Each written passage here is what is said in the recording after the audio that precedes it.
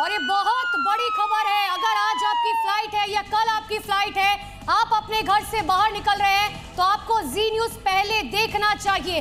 दिल्ली से जितनी फ्लाइट्स है अबू धाबी की सभी रद्द हो चुकी हैं। 2 मार्च तक के लिए ये फ्लाइट्स रद्द हुई है।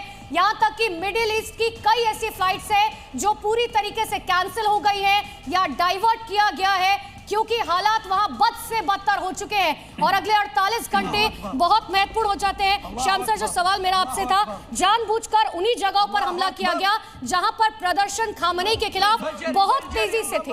बिल्कुल, जब हम बूट्स ऑन ग्राउंड नहीं जा रहे हैं तो वहां की जनता को अपने तरफ शामिल करना है, मनोबल तोड़ना है, तो पहले उन्होंने मिलिट्री टारगेट्स, आईआरजीसी के headquarters, communication centres, infrastructure facilities, leadership के जो टारगेट्स थे उनको प्रिवेंटिव स्ट्राइक में खत्म किया। प्रिवेंटिव स्ट्राइक करने के बाद अब दूसरा नंबर आता है कि वहां की जनता को शांत करना, क्योंकि हम जानते हैं कि बूट्स ऑन ग्राउंड हम नहीं ले जा सकते। वहीं के लोगों से वहीं का रेजिम चेंज करना, यह बात निकलकर क्लियर आ रही है और इसको करने के लिए काफी इनडायरेक्ट मेथड्स इस्तेमाल करने होंगे। उसका ही हिस्सा मैं मानता हूं कि अटैक्स हो रहे हैं जहां पर प्रदर्शन हो रहे हैं। जिन जगहों को टारगेट किया गया, अब अनुराग सर अब जल्दी से जरा ये बताइए, क्योंकि अली लारीजानी की यहाँ पर धमकी आ गई है। ये तो खामेनेई जानते थे ना कि वो टारगेट पर है और यही वो अली लारीजानी है जिनको आगे कर दिया था।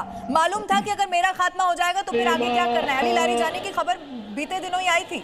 बिल्कुल बिल्कुल, इन्होंने ये प्रिपरेशन तकरीबन 1 साल से ये लोग कर रहे हैं। इनको पॉलिटिकल लाइनेज मालूम है, डिक्लेयर्ड हैं। इसके अलावा इनकी मिलिट्री कैपेबिलिटी एनहांस हुई है पिछले 1 साल के अंदर। तो आज जब वो खड़े होकर बात करते हैं कि हम तैयार हैं इस युद्ध के लिए, तो उनके पास कुछ ऐसे अर्सेनल का वृद्धि हुई है पिछले 1 साल के अंदर कि आज वो इजराइल के किसी भी ठिकाने पे और यूएस के बेस पे मारने में सक्षम है, पेनिट्रेट कर रहे हैं उनके रडार सिस्टम को, एयर डिफेंस सिस्टम को, और बिल्कुल स्ट्रीक स्ट्राइक कर रहे हैं। तो डेफिनेटली वो रेडी हैं। उनके पास कुछ ऐसे बम्स हैं, कुछ ऐसे मिसाइल्स हैं जिनकी कैपेबिलिटीज अभी तक उन्होंने उजागर नहीं की है। हो सकता है वो चाइना से मिले हों। बिल्कुल सही बात आप कह रहे हैं, क्योंकि सबसे बड़ी बात यह है कि कल ही ईरान ने साफ तौर पर कह दिया था कि अभी तो हमने वो वाले हथियार निकाले हैं जो हम दिवाली में फोड़ते थे, अभी तो हथियार निकलने बाकी है। नए नए हथियार जो है उनका इस्तेमाल होना बाकी है। डीके पांडे सर लगातार मेरे साथ मौजूद है।